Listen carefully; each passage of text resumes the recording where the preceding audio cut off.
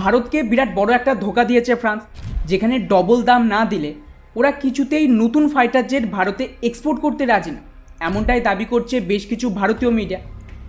Report অনুযায়ী হালেই ভারতের তরফ থেকে ফ্রান্স থেকে 26টা রাফেল বিমান কিনতে চাইছিল, যেটা আমাদের নৌবাহিনীর যে এয়ারক্রাফট ক্যারিয়ার সেখান থেকে অপারেট করা হয়।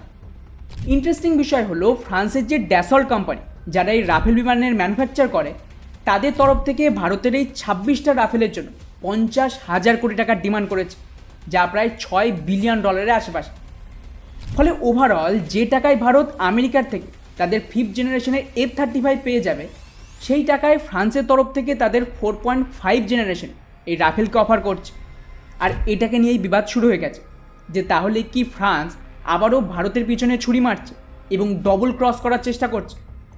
আর ইন্টারেস্টিং বিষয় হলো এই সব কিছুর মাঝে ওদিকে টুইটারে তো আবার একটা কনস্পিরেসি থিওরি চালু হয়ে গেছে, যেখানে কিছু লোকের দাবি যে আমেরিকার তরফ থেকে যেভাবে জার্মানি আর ভারতের ওই যে ইঞ্জিন ডিল আটকে দিয়েছিল, ঠিক সেমভাবে ওরা নাকি ফ্রান্স আর ভারতের এই রাফেল ডিল আটকে দিচ্ছে, যাতে ভারত বেশি করে আমেরিকার হাতিয়ার কেনে।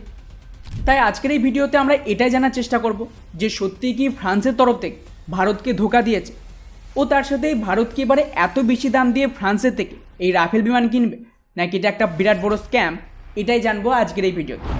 তো বন্ধুরা, সবার আগে কথা বলা যাক আমেরিকাকে।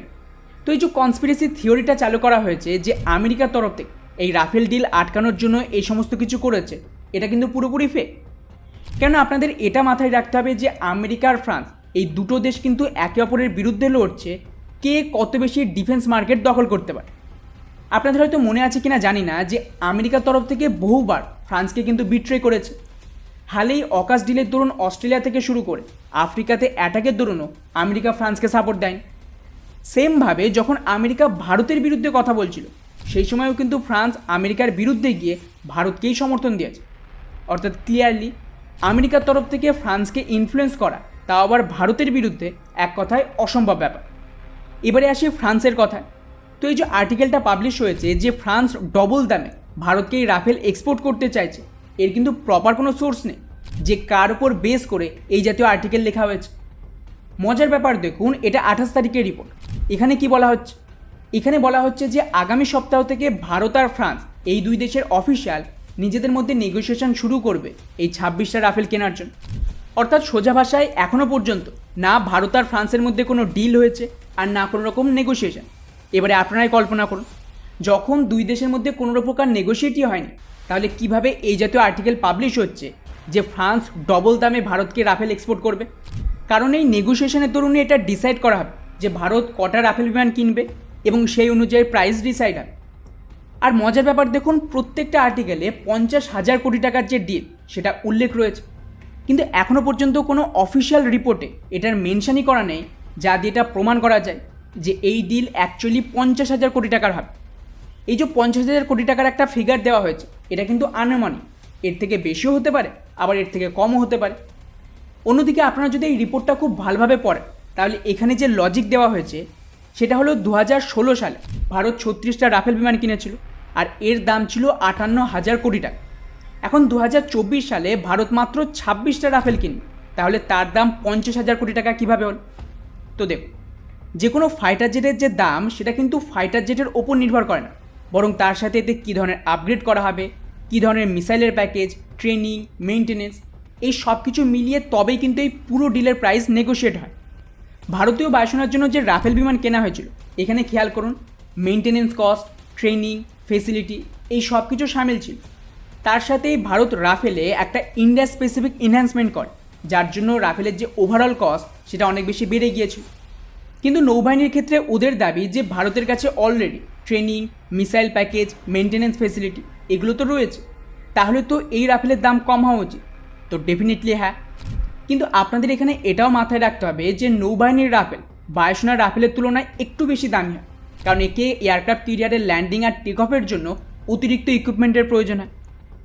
দ্বিতীয়ত আপনাদের এটাও মাথায় রাখতে হবে যে ভারত আর ফ্রান্সের মধ্যে 36টা রাফেলের যে ডিল হয়েছিল সেটা হয়েছিল 2016 সালে, মানে আজ থেকে প্রায় 8 বছর আগের ঘটনা। আর গত 8 বছরে যেভাবে স্পেয়ার পার্টস, র মেটেরিয়ালস এইসবের দাম বেড়েছে, তাতে কিন্তু ওভারঅল ফাইটার জেটের দামও বাড়বে।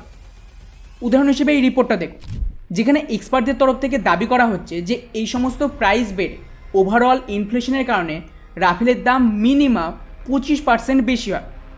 আর এই সমস্ত কিছু মিলিয়ে ডেফিনেটলি এবার ভারতের যে রাফেলের ওভারঅল কস্ট সেটা একটু বেশি পড়বে। তবে হ্যাঁ, যেমনটা আমি বললাম যে হাতিয়ারের প্যাকেজের উপরে এর দাম অনেকটাই নির্ভর করে। তো ডেফিনেটলি যেহেতু এটা একটা নৌবাহিনীর ভেরিয়েন্ট, সেক্ষেত্রে অ্যান্টিশিপ মিসাইলের আলাদা প্যাকেজ নেওয়া হবে, সেক্ষেত্রে কিন্তু এর দামও যুক্ত হবে।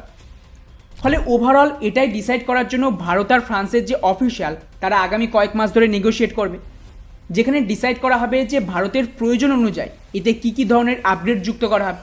আর তারপরেই অ্যাকচুয়াল হিসাব বাইরে আসবে যে ওভারঅল ভারতের এই যে রাফেলের ডিল সেটার প্রাইস কত।